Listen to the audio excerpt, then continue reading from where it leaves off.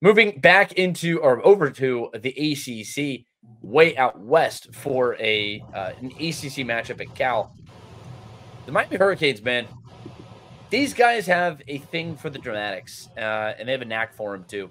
Pretty good at it. 2 Yeah, they weeks got the in league a row. office on their payroll while they're at it. It's 2 weeks in a row that Cam Ward and Miami have stormed back to win a game. 21 points in the fourth quarter, and the Canes rallied to the win. Their biggest fourth quarter comeback since 1999. And Cam Ward, look, the dude just continues to stamp his name as a Heisman hopeful, and he's done nothing to prove otherwise. 4 straight touchdown drives after trailing 35-10 in the third quarter. And that's about where I was able to tune into this game. For anybody who's not aware, I cover the Jackets for 24/7 Sports. I'm over there on the flats. I'm following all of these games and watching on my phone and trying to do everything all at once. And this is one that I started saying, like, 5 teams have now lost.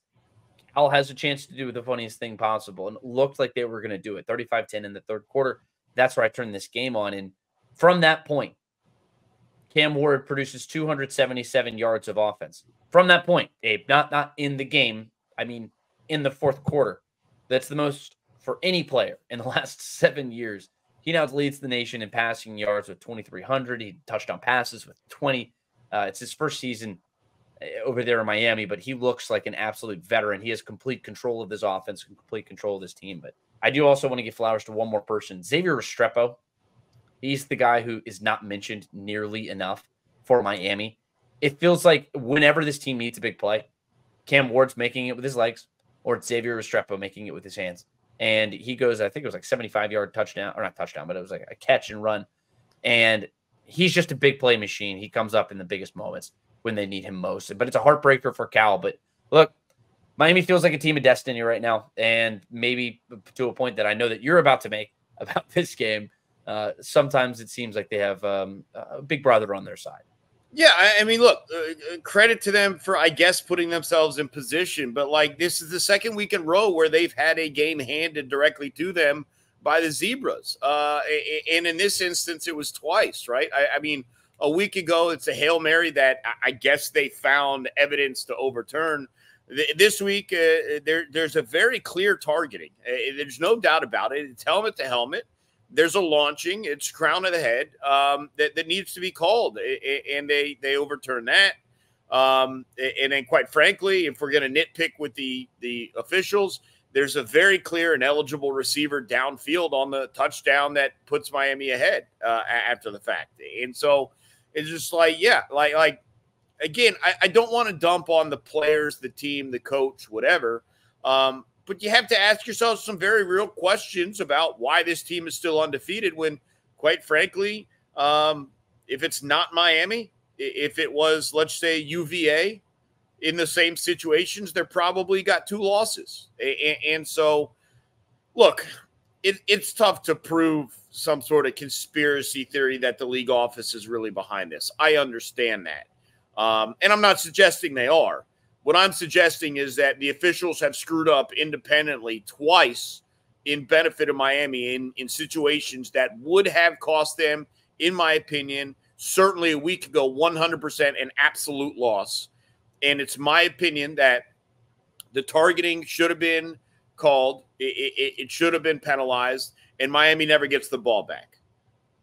That's just the reality of the situation. So, look, I'm just, how do you not play the rest of the season with an asterisk? You keep winning games and hope people forget. But yeah, look, Miami is a top 10 team. A lot of other top 10 teams went down this weekend. We're going to talk about a couple more as we go, I know.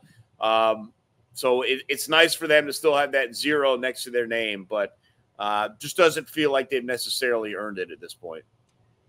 Yeah, I mean, you go up and down this win-loss record. And I know that Miami's going to get a lot of hype and love and everything just because they're Miami, and I feel like there's a lot of brand bias when it comes to the Miami Hurricanes.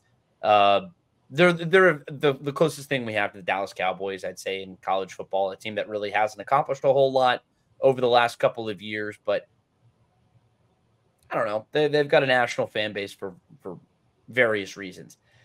But you look at this schedule, and I'm not piling on these players or anything like that either. I'm not hating on Miami either, but I'm just trying to point out there is a little level of bias towards them in some capacity, right? Even though they haven't really delivered on a lot of the hype over the last, 20 years or so. But you look at the record, you have the road win against Florida, which is not objectively that impressive of a win. You then go and beat Florida A&M at home, Ball State at home, South Florida on the road, in a game where you were not very effective in this game until the second half. And then now you're back against conference opponents, against Power 4 opponents. And in consecutive weeks, you look downright dreadful. Not even just sort of good. And you rely on Cam Ward to pull the rabbit out of a hat. And I don't know how much longer you're going to be able to do that. That's a very realistic thought in this. And I know you say just win the rest of your games and figure it out. The rest will figure itself out, right? You're going into a hornet's nest next week against a Louisville team that's lost 2 games in a row. They're reeling a bit right now, but they're in desperation mode. Now, actually, it's in 2 weeks because they have the bye week this week. But this is the Louisville team that's going to need a positive result. They need a win in this game very badly. Then it's Florida State, a team that they'll get up for that game. Duke, I think Duke has shown that they're actually a pretty solid football team. 5-1 to start the year. A road game to Georgia Tech. That's not a game that's a game you lost last year. That's a game that you lost in embarrassing fashion last year. You probably had that game circled, but they're not just going to bend over and take it. But it's Wake Forest. Then you're at Syracuse. There's no real big game. You have the theme that I'm trying to lay down, but I'm not fully convinced based off of the last 2 results that I've seen in ACC play that they're this juggernaut that they're being claimed, that people are claiming that they are. They have a really exciting and compelling quarterback. He's really damn good. But Abe, we talked about this at the beginning of the year before the season started. He did this at Washington State. He plays really, really well for the first half of the season and then just disappeared in the second half of the year. What if we see that again from Miami? I think it's a very realistic thought here for the Hurricanes. Well, I think you go back into it. I don't necessarily agree that that's realistic, only because I think when you looked at what he did in the Pac-12 and then who he faced in the Pac-12, there was a severe step up in competition. There's context to every, I don't know if there's a severe step up here. You mentioned Louisville. I know Duke looks okay, Georgia Tech, Syracuse, but these are just teams that are okay. And quite frankly, like Syracuse is an offensive-based team. Louisville, I would say, for the most part, is more an offensive-based team. So, like, it's not like they're going to walk in there and face some juggernaut defense that's going to shut them down. So, I get what you're saying. To me, it's just tough to look at them legitimately and say that they're undefeated. Like they've had 2 games directly handed to them. And I don't care what Miami fans want to, leave in the comments, ugly words. Like, there's just no way around it. There's just no way around it. Like, even if you want to make the argument for this one, like, there's certainly no way around it last week. Like, that has to be a loss. Again, that has to be targeting Saturday night. And I don't think Cal ever punts the ball back to Miami. That's a loss. And so that's how I feel about it. But offensively, because this is out of their control, offensively, Cam Ward, Restrepo, they have put this team on their backs, and it was fun to watch the comeback, even despite the officials ruining it once again. It was a really fun game. It was a really fun game. I would say this. At that point, I was cheering for chaos. Yeah, and I will say this. It's fun to watch, but if you continue to put yourselves in that hole, there will be a time or two where you don't find your way out of it. That was my point. It's not even a talent thing. That's just how it breaks.